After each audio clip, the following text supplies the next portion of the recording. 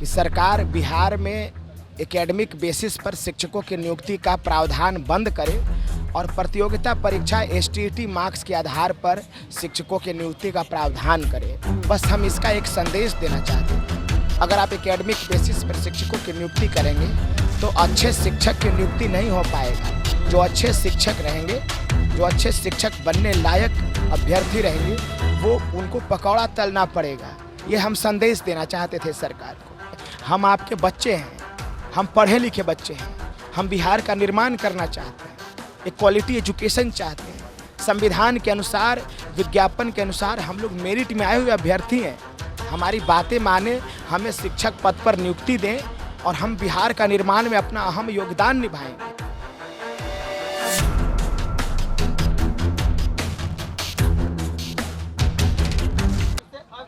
वो कहते हैं ना, एक अच्छे समाज के निर्माण में शिक्षक की अहम भूमिका होती है। बिहार की शिक्षा व्यवस्था पर लगातार सवाल उठती रही है और लगातार सड़क पर शिक्षक है। आज 8वां दिन है और एसटीईटी 2019 के अभ्यर्थी, मेरिट अभ्यर्थी सड़क पर बैठे हैं। पूरा मामला आपको पता है और हम लगातार इन दो शख्सियत से रूबरू कराते हैं। आपको पता है, स्टूडियो में जब इनसे बात होती है तो अपनी बात को रखते नजर आते हैं। आज बैठे हुए इनके साथ इनके धरना स्थल पर आज 8वां दिन है। आज इन्होंने पकोड़ा स्टॉल लगाया है। आप तस्वीरें भी देख सकते हैं किस तरीके से तमाम अभ्यर्थियों के साथ पकोड़ा तल रहे हैं। क्या नौबत आ गई है कि बिहार के शिक्षक शिक्षा व्यवस्था छोड़कर अब पकोड़ा तलेंगे? धन्यवाद महोदय। हम लोग सरकार को ये संदेश देना चाहते थे कि सरकार बिहार में एकेडमिक बेसिस पर शिक्षकों की नियुक्ति का प्रावधान बंद करे और प्रतियोगिता परीक्षा एसटीईटी मार्क्स के आधार पर शिक्षकों की नियुक्ति का प्रावधान करे। बस हम इसका एक संदेश देना चाहते थे। अगर आप एकेडमिक बेसिस पर शिक्षकों की नियुक्ति करेंगे तो अच्छे शिक्षक की नियुक्ति नहीं हो पाएगा। जो अच्छे शिक्षक रहेंगे, जो अच्छे शिक्षक बनने लायक अभ्यर्थी रहेंगे, वो उनको पकौड़ा तलना पड़ेगा। ये हम संदेश देना चाहते थे सरकार को, और कोई इसका एक उद्देश्य नहीं था। लोकतंत्र है, असहमति का स्थान है। हम सरकार तक अपनी बात को पहुंचाना चाहते थे।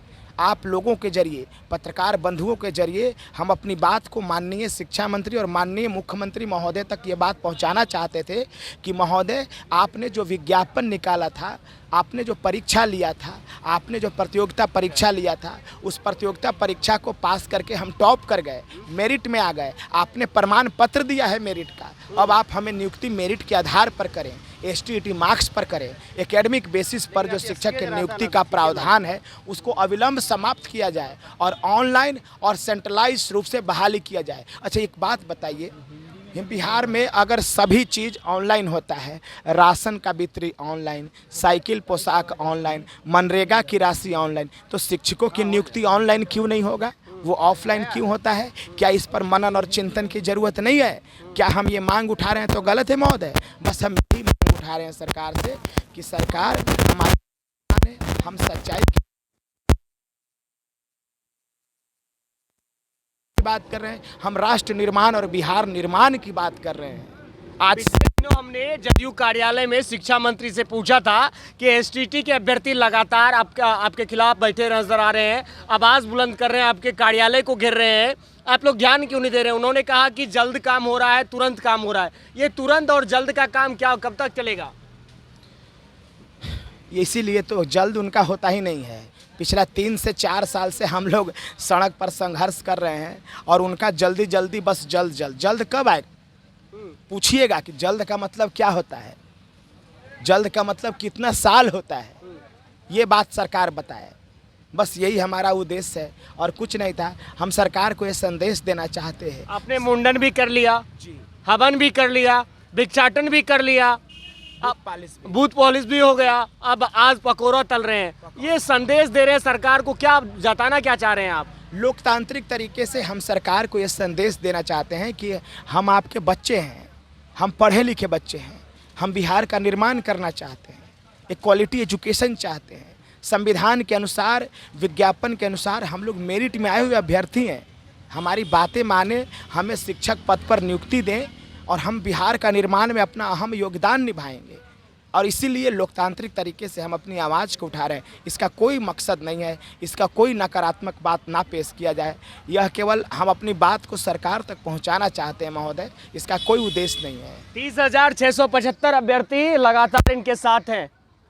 अब बड़ा आंदोलन की तैयारी तो नहीं है ना? पहले होता है कि चलो सब्र कर लो, पेशेंस बहुत ज़्यादा रख लिया, नहीं काम हुआ तो फिर सड़क पर भी उतरेंगे। पिछले दिनों हम जिस तरीके से देखे थे, जैसा भी रणनीति बना रहे क्या? जरूर बनाएंगे। अगर सरकार हमारी बातों को नहीं मानेगी तो पेशेंस का भी एक सीमा होता है, धैर्य की भी एक सीमा होती है। धैर्य जब खो देंगे हम लोग तो फिर सड़क पे उतरेंगे, विधानसभा मार्च करेंगे, मुख्यमंत्री का आवास क्या करेंगे। नई रणनीति बना रहे हैं? अब क्या करने वाले हैं? अभी तक तो रणनीति जी, क्या ये इसी तरीके से चलेगा या अब कुछ बड़ा करने वाले हैं? हम लोग अभी शांतिपूर्वक ही आंदोलन कर रहे हैं और आगे भी अभी शांतिपूर्वक ही प्लान हम लोग का है करने का। लेकिन सरकार ये ना बुझे कि हम लोग गांधीवादी रास्ते पे ही चलने वाले हैं व्यक्ति हैं, हम लोग भगत सिंह को भी मानने वाले हैं। अगर शांतिपूर्वक सरकार नहीं समझेगी तो फिर हम उग्र भी होंगे, उग्र आंदोलन भी करेंगे।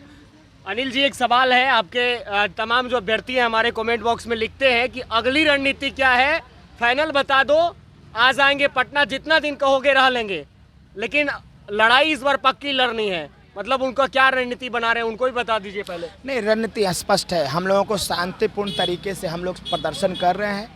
हम पुलिस और प्रशासन और सरकार से हम नम्र निवेदन करते हैं कि हमारी बातें मानी जाए। हम लोग बहुत कष्ट में जी रहे हैं, हमारा ज़िंदगी एक मतलब एकदम जानवर की ज़िंदगी है। आप भरोसा नहीं कर सकते। यहाँ से जब हम लोग जाते हैं रात भर मच्छर में सोते हैं, कोई खाने का व्यवस्था नहीं, कोई रहने का व्यवस्था नहीं, जैसे तैसे सड़क पर सो कर के हम लोग काम चला रहे हैं।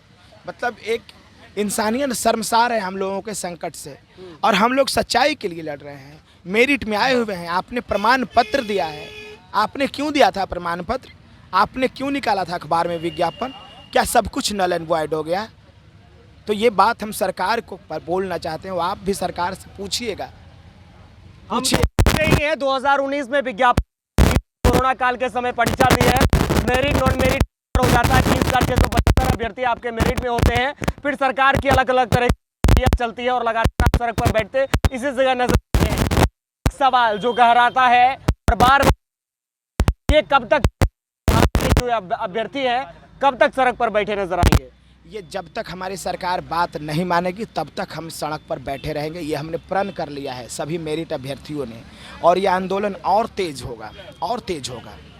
ये आंदोलन और तेज होगा। अभ्यर्थी जो हैं अनिल जी के साथ बहुत सारे अभ्यर्थी हैं और लगातार देखिए बैठे नजर आते हैं। आप कहाँ से आए हैं? मैं गोपालगंज से आया हूँ। बताइए, शिक्षा मंत्री और सीएम नीतीश आपकी बात क्यों नहीं मान रहे? लगातार अखबार, टीवी, सोशल मीडिया के माध्यम से सरकार पहुंचा रहे हैं आप लोग, फिर भी वो लोग बात नहीं मान रहे हैं आपकी। देखिए, बात तो वो बिल्कुल मानेंगे। हम लोग गांधीवादी तरीके से, अहिंसात्मक तरीके से सरकार को यह संदेश दे रहे हैं लगातार पिछले 8 दिनों से, आज 8वां दिन है, कि आप हमारी बातों को सुने। और जाहिर सी बात है कि हमारी गलती किसकी है? सरकार की गलती है या फिर आपके द्वारा कुछ कमी रह गई है जो आप लोगों को ये दिन देखना पड़ रहा है? देखिए, इसमें गलती ढूंढेंगे तो मुझे लगता है कि सरकार ही नहीं चाहती है इक्वालिटी एजुकेशन बिहार में हो। चूँकि 2005 मुझे लगता है 2003 से लेकर के अभी 2022 हो गया, एक नियुक्ति प्रोसेस चल रहा है। आप सबको मालूम है कि डिग्री के माध्यम से पहले शिक्षा मित्र की शिक्षक की बहाली हुई, उसमें मैट्रिक का, इंटर का सर्टिफिकेट लाओ, शिक्षक बन जाओ। उसके बाद टीईटी का प्रोविज़न 2011 से हुआ, तो टीईटी क्वालिफाई करो और डिग्री दिखाओ, मतलब मैट्रिक, इंटर और ट्रेनिंग का सर्टिफिकेट दिखाओ और शिक्षक बन जाओ। पहली बार 2019 में एक पात्रता परीक्षा आया, उसे पात्रता परीक्षा ही नाम है, मैं इसको बाद में क्लैरिफाई करूंगा कि इसका मतलब क्या होता है। तो कॉम्पिटिटिव नेचर का था। उस कॉम्पिटिटिव नेचर के एग्ज़ाम में यह स्पष्ट था कि जितनी रिक्ति विज्ञापित की जा रही है उतना ही रिजल्ट दिया जाएगा, यानी क्वालिफाई रिजल्ट दिया जाएगा। तो उसके लिए मिनिमम क्वालिफाई मार्क्स रखा गया, 45% रिजर्व कैटेगरी के लिए और 50% जनरल कैटेगरी के लिए। तो उसमें था कि जितने क्वालिफाई करेंगे उसमें से जितनी रिक्ति है उतना ही विषयवार और कोटिवार रिजल्ट दिया जाएगा। तो 37,000 मतलब पद दिया गया, उसमें से 30,675 मेरिट में सिलेक्शन हुआ अकॉर्डिंग टू एडवर्टाइजमेंट। ये रिजल्ट हमने नहीं दिया है, सरकार की एजेंसी BSEB ने ही दिया है, ठीक है। उसके बाद माननीय शिक्षा मंत्री ने अब जो भी कारण रहा, उनसे जो भी गलतियाँ हुई हो, एक प्रेस कॉन्फ्रेंस के रिजल्ट के दिन, और उन्होंने बोला कि 24,599 जो रिजल्ट हुआ है, ये क्वालिफाई जो बच्चे हुए हैं, ये रिजल्ट से भी कम है और सबकी नौकरी पक्की, जबकि वास्तविकता ये थी कि 69,000 लगभग रिजल्ट हुआ था और 3 विषय का और रिजल्ट मिला दे तो लगभग 80,402 रिजल्ट हुआ था। तो कहने का मतलब ये जो संख्या 80,402 की थी, ये क्वालिफाई की रिजल्ट थी, लेकिन नोटिफिकेशन कहता है कि कुल क्वालिफाई में से सीट के बराबर रिजल्ट देंगे। चलिए हम लोग एक स्टेप बैक आ गए कि आप अगर सबको मौका देना चाहते हैं, हमें कोई आपत्ति नहीं है, हमें कोई आपत्ति नहीं है, आज भी आपत्ति नहीं है। माननीय मंत्री जी का भी कहना था कि हम सबको मौका देना चाहते हैं, हम लोग दे दीजिए, लेकिन आप बिल्कुल मौका दीजिए, लेकिन हम लोग सिर्फ एक ही बदलाव करवाना चाहते हैं कि आप जो नियुक्ति प्रोसेस एकेडमिक मार्क्स पे करवाते हैं, इससे क्या होता है कि लाखों की संख्या में, मैं सबको तो नहीं कहूँगा क्योंकि बहुत सारे अच्छे शिक्षक भी हैं हमारे बिहार में, लाखों की संख्या में ऐसे शिक्षक बहाल हो गए हैं जो जहाँ तहाँ कहीं से भी यूनिवर्सिटी, आप जानते हैं कि प्राइवेट यूनिवर्सिटी पैसा लेकर के मतलब बोरा भर भर के मार्क्स देते हैं, जितना पैसा दीजिए उतने मार्क्स देते हैं और उसी मार्क्स के आधार पे ये शिक्षक बना देते हैं। वो शिक्षक जब विद्यालयों में जाते हैं तो उनको 100 तक की गिनती नहीं आती है। ये मैं नहीं बोल रहा हूँ, ये मेरे शब्द नहीं है, ये आप मीडिया भाई के द्वारा ही हमें पता चलता है, दैनिक भास्कर में दिया हुआ है, रोज़ आते हैं अखबारों में, आप लोग भी विद्यालयों में जाते हैं तो आप लोग बताते हैं, हमें बताते हैं, पूरे बिहार के लोग जानते हैं कि कैसे कैसे शिक्षक भरे पड़े हैं। तो आखिर वैसे शिक्षकों की बहाली किस प्रोसेस से हुआ कि वैसे शिक्षक बहाल हो गए जिनको 100 तक की गिनती नहीं आती है, गंगा का पर्यायवाची शब्द नहीं आता है, बेसिक नॉलेज कंप्यूटर का स्पेलिंग नहीं आता है, हेडमास्टर का स्पेलिंग नहीं आता है। तो ये दुर्भाग्य की बात है। तो हम लोग चाहते हैं कि देखिए क्वालिटी एजुकेशन की तरफ ध्यान दीजिए और माननीय हमारे आदरणीय अपर मुख्य सचिव शिक्षा विभाग के श्री दीपक कुमार सिंह जी ने यह कहा भी है, ट्विटर हैंडल से अपने बोला था कि हम गुणवत्ता को ध्यान में रखते हुए हम अपनी सारी पॉलिसी बनाएंगे। तो हम लोगों को लगा कि चलिए एक अच्छा मौका है। उसी संदर्भ में हम लोग सिर्फ चूँकि उनका ट्विटर हैंडल है, ट्विटर हैंडल कोई ऑथोराइज डॉक्यूमेंट्री सिस्टम नहीं है, तो हम लोग यही चाह रहे हैं कि जो आपने कहा है उसको इम्प्लीमेंट करने के लिए महोदय एक रिफॉर्म कीजिए। मैं उसे रिफॉर्म कहता हूँ कि जो कि नियुक्ति प्रोसेस जो एकेडमिक मार्क्स पे है उसको चेंज कर दीजिए प्लीज़, और 80,402 लोगों को आप अवसर भी दीजिए, हम इसके लिए भी तैयार हैं। और STET के मार्क्स पे मेरिट बनाइए, क्योंकि वह एक प्रतियोगिता नेचर का एग्ज़ाम था। मैंने आपको शुरू में बोला था कि STET कैसे एक प्रतियोगिता परीक्षा है, तो चूँकि इसके पहले जो एग्ज़ाम होता था वो एक मिनिमम क्वालिफाइंग मार्क्स लाइए और क्वालिफाई हो जाइए। इसमें था कि रिक्ति के बराबर क्वालिफाई होना था। तो ये चूँकि विषयवार सीट दिया हुआ है तो ये प्रतियोगिता नेचर का स्वतः हो जाता है। और भी मांग आप लोग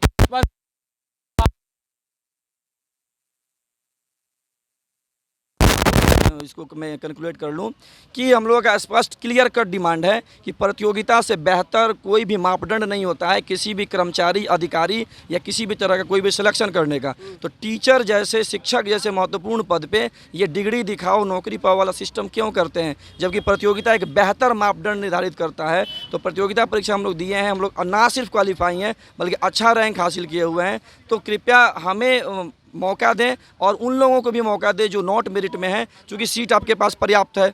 80,000 नहीं, चूँकि 37,000 तो यही सीट है जिस पर हम लोग परीक्षा दिए हुए हैं। छठा चरण की जो बहाली 32,000 हो रही है उसमें से बमुश्किल 7 से 8,000 ही शिक्षक मिलेंगे, उसमें भी लगभग 25 से 26,000 सीट बचेंगी। तो उसको भी आप 7वें चरण में जोड़िएगा तो मुझे लगता है कि 70-80,000 सीट होंगी। तो इसीलिए मैं कह रहा हूँ कि आप सबको ले लीजिए और डिक्रीजिंग ऑर्डर में, चूँकि हमारा रैंक अगर 1 है तो पहले मौका मुझे मिलना चाहिए, फिर रैंक 2 को, फिर रैंक 3 को। अब ऐसा नहीं कि आप 80,000 वाले नंबर वाले व्यक्ति को, जिसका पोजीशन 80,000वां है, उसको आप पहले, चूँकि एकेडमिक हो सकता है कि वो कहीं खरीद चला जाओ, और उसको आप मौका दे दिया। और मेरा हो सकता है कि मैट्रिक में किसी कारणवश अगर रिजल्ट ख़राब हुआ हो तो मैट्रिक के आधार पे मुझे शिक्षक बनाइएगा। ये कहाँ का न्याय है? क्योंकि जब मैंने मैट्रिक का परीक्षा दिया था तो ये तो मैंने सोचा भी नहीं था कि मुझे इसी मार्क्स के आधार पर शिक्षक बनना है। जब मैंने STET का एग्ज़ाम दिया तो ये सोच समझ के एग्ज़ाम दिया था कि यही एग्ज़ाम है कि ये शिक्षक बनाएगा, तो मैंने उसके लिए तैयारी की थी। मैट्रिक के लिए लगातार तैयारी आपने जिस चीज़ के लिए की थी उस चीज़ पर ही काम हो। लगातार ये अभ्यर्थी यहाँ पर बैठे हैं और देखिए धूप भी काफ़ी पड़ रही है और गर्मी तेज़ है, और इसके बीच भी यहाँ पर बैठे हुए हैं। 8वां दिन है, इससे पहले भी लगातार यहाँ बैठते रहे हम, इनकी आवाज़ बनते रहे। अब देखना होगा क्या शिक्षा मंत्री इनकी बात को सुनते हैं। इनकी रणनीति स्पष्ट है कि अभी शांत तरीके से रहेंगे, आने वाले दिनों में विचार करेंगे और एक बड़ा आंदोलन जो है वो देखने को मिलेगा। हम आपको लगातार खबरों से अपडेट कराते हैं, बने रहिए लाइव बिहार के साथ। बहुत बहुत धन्यवाद। लाइव बिहार YouTube पर सब्सक्राइब और Facebook पर लाइक जरूर करें।